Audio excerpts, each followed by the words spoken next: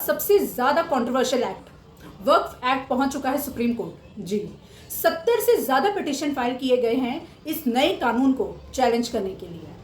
आनन फानन में बने कानून से क्या उम्मीद की जा सकती है?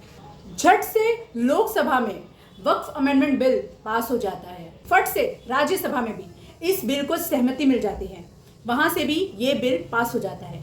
तुरंत बाद प्रेसिडेंट का एसेंट मिल जाता है, वक्फ अमेंडमेंट बिल बन जाता है वक्फ एक्ट 2025। ये एक कानून बन जाता है और अब इस नए कानून को चैलेंज करने के लिए 70 से ज्यादा पिटीशन फाइल किए गए हैं सुप्रीम कोर्ट के सामने। जी, सरकार ने संसद में ये सबको भरोसा दिलाया कि ये जो वक्फ अमेंडमेंट बिल पेश किया गया है ये सही है।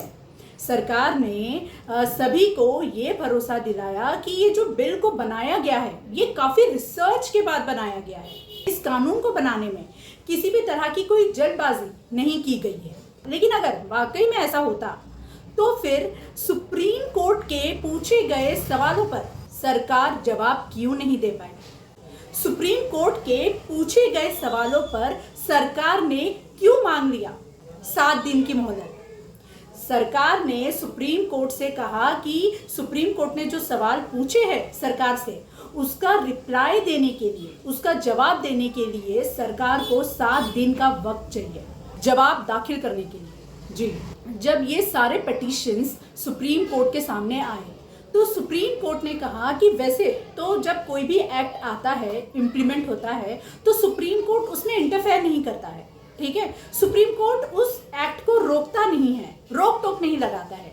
लेकिन जब भी कोई ऐसा कानून लाया जा रहा है जिसकी वजह से जो इम्पैक्ट है उस कानून का वो बहुत सीरियस हो समाज पर, तो उस कानून को इग्नोर नहीं किया जा सकता है। जी, जो ये नया वक्फ एक्ट लाया गया है तो इसमें भी ऐसे बहुत सारे कंट्रोवर्शियल पॉइंट्स को डाला गया है जिसका इम्पैक्ट काफी सीरियस हो सकता है। जी, जस्टिस संजीव खन्ना ने यहाँ पे 3 बहुत ही इम्पोर्टेंट मुद्दों को उठाया है। ठीक है, 3 बहुत ही इम्पोर्टेंट पॉइंट्स को उठाया है और यहाँ पे सरकार से उन्होंने सवाल किया है। जी, सबसे पहला मुद्दा जो सुप्रीम कोर्ट ने सरकार के सामने उठाया है वो ये है वक्फ बाय यूजर डी नोटिफाइड। अब जो ये नया कानून को बनाया गया है तो इस नए कानून में वक्फ बाय यूजर के कंसेप्ट को ही निकाल दिया गया है। जी, वक्फ बाय यूजर का मतलब ये है कि एक प्रॉपर्टी पर सदियों से, बरसों से एक मस्जिद बनी हुई है। ठीक है, वहां पे लोग नमाज पढ़ते हैं और वो जो प्रॉपर्टी है वो प्रॉपर्टी रिलीजियस पर्पस के लिए यूज में आ रही हो तो उस प्रॉपर्टी को वक्फ बाय यूजर कंसिडर किया जाता था। ऐसी प्रॉपर्टी को वक्फ बाय यूजर ट्रीट किया जाता है। ठीक है, अब यहाँ पे मसला क्या है? यहाँ पे मसला ये है कि सरकार यहाँ पे मुसलमानों से कागज मांग रही है, वक्फ बाय यूजर की प्रॉपर्टी के डॉक्यूमेंट्स मांग रही है और अगर कागज को नहीं प्रोड्यूस किया जाता है तो जो Waqf by user property already declare हो चुकी है तो सरकार उसको डी नोटिफाई कर देगी। ठीक है, सुप्रीम कोर्ट ने यह बहुत ही लॉजिकल पॉइंट रेज किया है, वो ये है कि एक प्रॉपर्टी पर एक मस्जिद है जो 15वीं, 16वीं, 17वीं सदी से वो मस्जिद चली आ रही है उस लैंड पर। ठीक है, वो मस्जिद वक्फ बाय यूजर डिक्लेयर हो चुकी है। सुप्रीम कोर्ट ने ये कहा कि उस जमाने में ये रजिस्ट्रेशन प्रोसेस होता ही नहीं था। 15, 16, 17 सेंचुरी में ये रजिस्ट्रेशन प्रोसेस होता ही नहीं था। ठीक है, तो अब आप मुसलमानों से उस प्रॉपर्टी के कागज मांगोगे, डॉक्यूमेंट्स मांगोगे तो मुसलमान कहाँ से लाएगा? ये पॉसिबल ही नहीं है। ठीक है, कि मुसलमान उस प्रॉपर्टी का किसी भी तरह का कोई लीगल डॉक्यूमेंट प्रोड्यूस करे क्योंकि वो प्रॉपर्टी सदियों पुरानी प्रॉपर्टी है। वो property Waqf by user property declare हो चुकी है और अब आप उनसे कागज मांग रहे हो तो वो कागज कहाँ से लाएगा? कि उस जमाने में ये रजिस्ट्रेशन प्रोसेस होता ही नहीं था। तो फिर, और जब ये सवाल सरकार से पूछा गया तो सरकार के पास इसका जवाब नहीं था।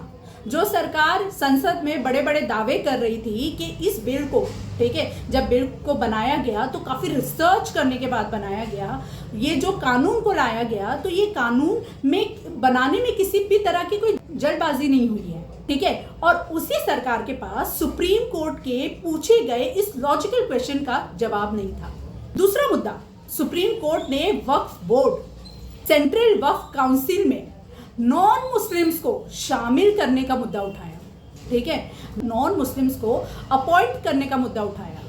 नए कानून में बोला गया है कि non Muslims will be the part of Waqf board as an ex officio members. ठीक है, यहाँ पे सुप्रीम कोर्ट ने फिर से एक लॉजिकल क्वेश्चन पूछ लिया सरकार से। सुप्रीम कोर्ट ने कहा कि आप वक्फ बोर्ड में नॉन मुस्लिम्स को अपॉइंट करने की बात कर रहे हो, ठीक है, तो क्या आप अपने धर्म में नॉन हिंदू को अपॉइंट करोगे?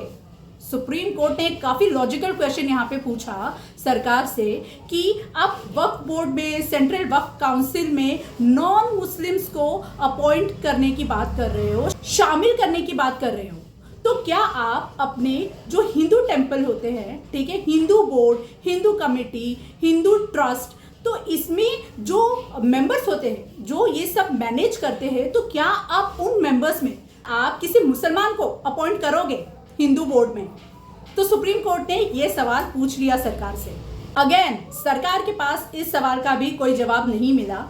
अब यहाँ पे सुप्रीम कोर्ट ने तीसरा मुद्दा ये उठाया कि यहाँ पे जो सरकार है ये कलेक्टर को पूरा पावर दे रही है, कलेक्टर को पूरा हक दे रही है कि भाई कलेक्टर आप डिसाइड करो कि ये जो प्रॉपर्टी है ये वक्फ की प्रॉपर्टी है या ये सरकार की प्रॉपर्टी है। यहाँ पे एक बात ध्यान देने वाली है कि जो कलेक्टर है वो तो सरकार का आदमी है, जो कलेक्टर है वो तो गवर्नमेंट ऑफिसर है, वो तो सरकार को ही फेवर करेगा। लॉजिकल बात है ये भी। तो कलेक्टर को इतनी बड़ी पावर देने का क्या सेंस है? ठीक है, जो कलेक्टर है वो तो सरकार को फेवर करेगा, वो क्यों वक्फ को फेवर करेगा?